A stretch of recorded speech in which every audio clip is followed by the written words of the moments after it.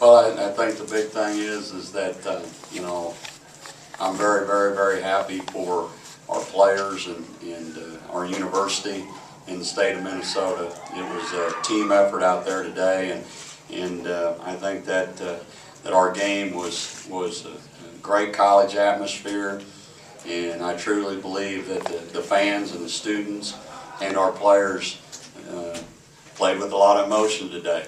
And I think we all should be tired. I know I'm tired, but I know that it's a great feeling for those kids, and very, very, very proud of them. And we had some great lessons learned today, and hopefully we'll continue to move on with those lessons. So with that, I'll take on any questions. Talk about the onside kick. Did you practice a lot that during the week, or?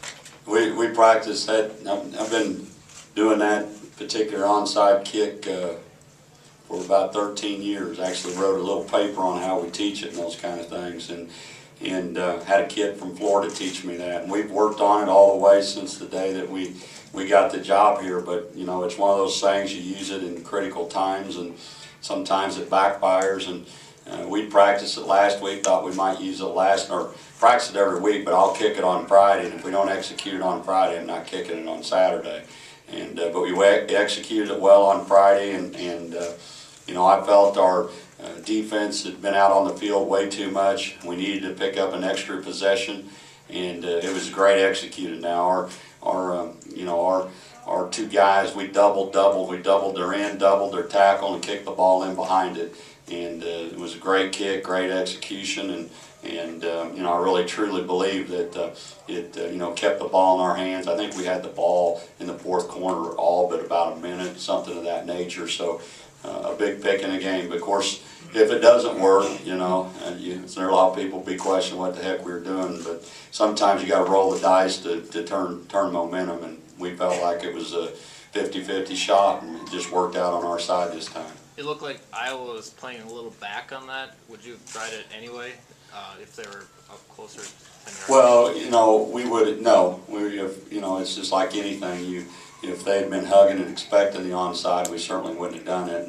And we talked about that when, you know, you make split-second decisions, you work on all these things, but you got about 30 seconds to make a decision. We had a TV timeout, and you know, I talked to 2 or 3 coaches, and I said, hey, what do you think? I said, you know, I think it's a good time. I said, you know, talk to the defensive guys. I said, I think the defensive kids are tired, and I said, I don't want to give them the ball back. And they said, we're with you, Coach. That's all I needed to hear. I want somebody with me in case it didn't work out. So in case I had to get, you know, somebody to get after me in the stadium. So they're with me, and we rolled the dice, and it was well executed. And certainly the most unbelievable thing about it is the young man has kicked it. I'm truly, again, he's a walk-on player here. I don't think he's ever really kicked in high school. He's a soccer player. He's kicked off one time here, kicked off. And today, he was put in a situation because Chris Hawthorne's got a strained quadricep muscle, tried to kick before a game. I walked out there. Usually I kind of go around. I walked out there early and watched him kick. And here's a youngster that, you know, boy, you know, he's got a great feeling. His feet probably hadn't even hit the ground, but he did a great job kicking field goals. He kicked off well, and you know, it's a tremendous story. You know, Caleb Bach, a youngster that he wasn't even practicing this spring. He's a walk-on player that I told him he screwed more drills up and was driving me crazy, and you know, he had all the reason in the world not to say, I'm tired of this old man. But he's hung in there, and here all of a sudden Olsen gets out. That's who we got to put in there, and the kid does a heck of a job. So we had a lot of stories, and the great thing about that is it probably taught me a lot today. You know, you can accomplish a lot of things if you want to and you believe. And some of those kids that were put into those duties, you know, those things that happened to them today, they'll take on for the rest of their life. It'll make them better men because they stayed with something and they had success. So that's what this game ultimately is all about. Coach, the last couple of weeks you talked about the progression of Marquise. It certainly continued forward again tonight.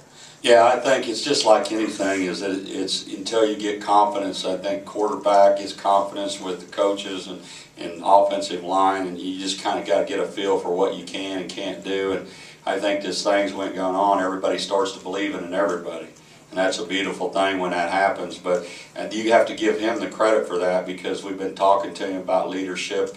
It was brought to my attention. I was coaching on, out on the field, but, when DeJuan fumbled the ball, he called the offense up and got after him a little bit and said, hey, this ain't gonna happen again. We've kicked ourselves in the foot way too many times, and I seen him over there talking to the defense, and that's what you're gonna win.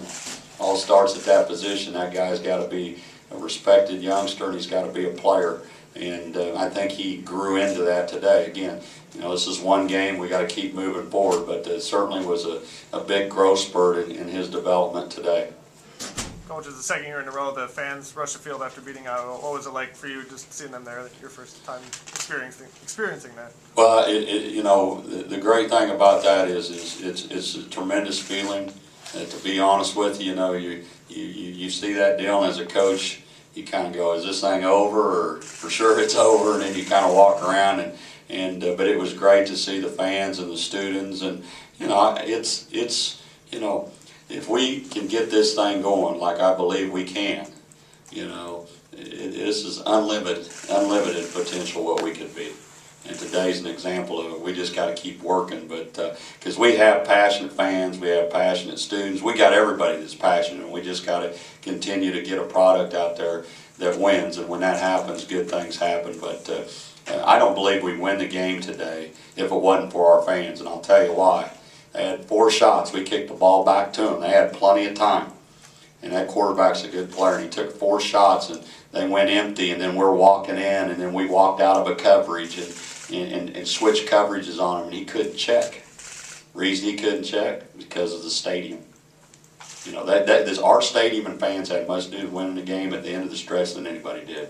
And I've been on that other side when you can't hear anything, and there's no question it affected those last 4 or 5 plays. So that's what it's all about. That's why they call it home field. So it was important that that happened.